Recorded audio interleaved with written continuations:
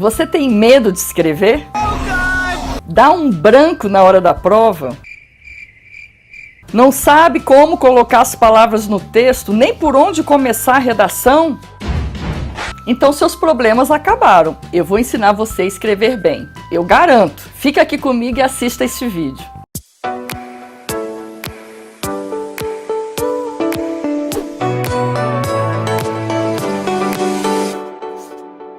Oi pessoal, sejam muito bem-vindos ao canal Português Digital. Este canal foi criado para ajudar você a finalmente aprender português para sempre. Eu sou a professora Tereza Cristina e hoje eu vou trabalhar com vocês 10 dicas para você finalmente começar a escrever bem. Primeiro aspecto é a leitura. Tem de ler muito, pessoal.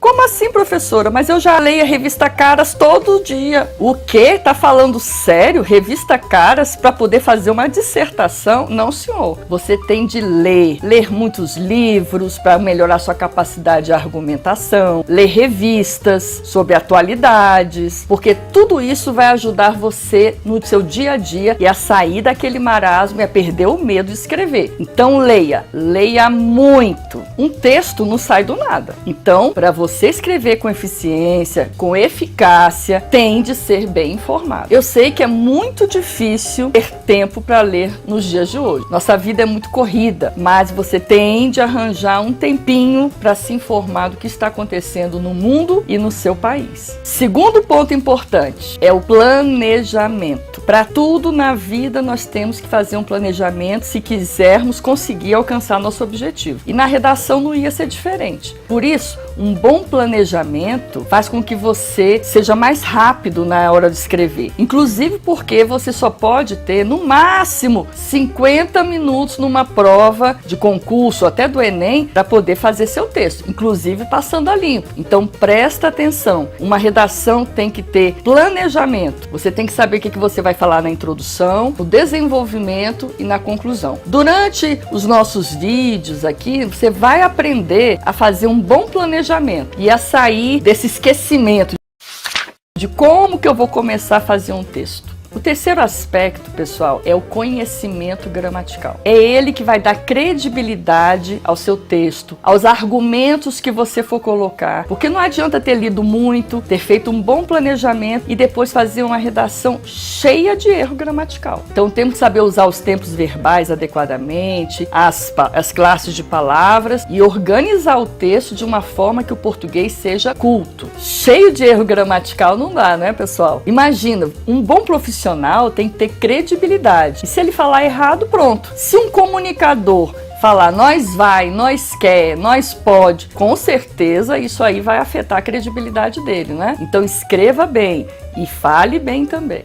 O quarto aspecto que você tem que ficar atento é a objetividade. O que é ser objetivo? É ir direto ao assunto, não ficar enrolando, não ficar enchendo linguiça.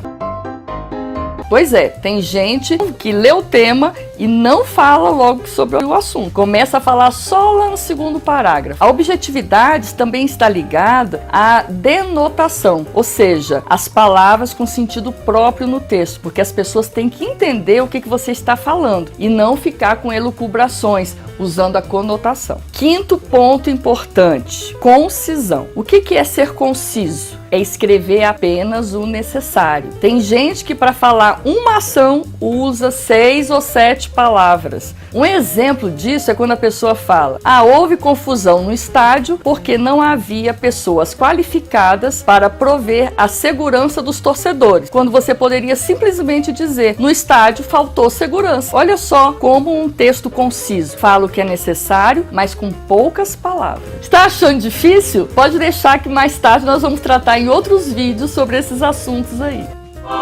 Sexto aspecto é a coesão. Um texto coeso é aquele que tem harmonia entre as partes e o todo. As partes e o todo, professora? Sim, cada uma das informações do texto tem que estar ligada a outra. E isso é usado pelos conectivos. Você tem que saber usar as preposições para ligar os termos, as conjunções para ligar as orações, as palavras relacionais para ligar uma ideia a outra e principalmente saber usar bem os pronomes. Também mais tarde nós vamos aprender a fazer um bom texto com coesão textual. Sétimo ponto importante, clareza. A clareza é de suma importância no seu dia a dia. Já pensou um texto todo truncado que a pessoa não entende o que o outro está falando?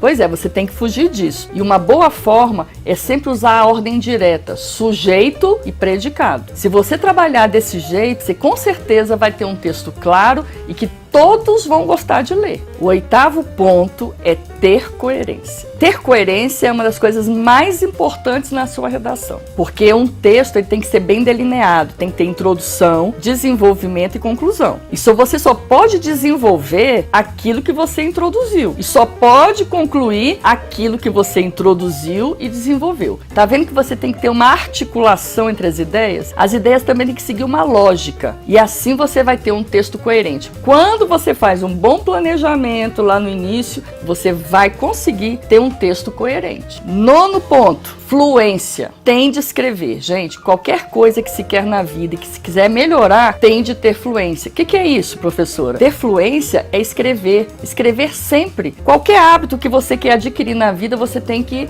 fazer todos os dias, agir da mesma forma. E você vai perdendo o medo de escrever se você a cada dia, pelo menos, escrever um parágrafo, no outro dia 2, e aos poucos você vai perdendo esse medo de escrever. Vai tendo fluência no seu dia a dia e vai fazer bons textos, com certeza. E finalmente, presta atenção, já está cansado, né? Mas estamos chegando no último ponto, que é também um dos mais importantes, legibilidade. Pessoal, como você vai escrever uma redação cheia de garrancho, cheia de rabisco? Quem vai ler isso? Ninguém, né? Eu que já fiz parte de banca de correção de redação, deixava essas redações horrorosas pro final. E quando era no final, eu já estava cansada. E as pessoas, com certeza, não iam ter a mesma leitura do que um que escreve bem. Então, presta atenção. Não tenta inovar o alfabeto da língua portuguesa. Ah, professora, porque isso aqui é o meu A. Ah, porque aqui é o meu B. Meu filho, às vezes não existe o seu A, não existe o seu B, não. Existe a letra A e existe a letra B. Tem palavra que a gente nem sabe o que o menino está escrevendo. Lá na hora da prova, não vai ter computador para você ficar arrumando, não, viu? É escrita. Então, começa a melhorar seus textos. Não precisa ter uma letra maravilhosa. Tem de ser legível. Nós vamos depois trabalhar essa questão das letras aí, para você ver se você está escrevendo. Nada de colocar bolinha em cima de I, pinguinho em cima de J,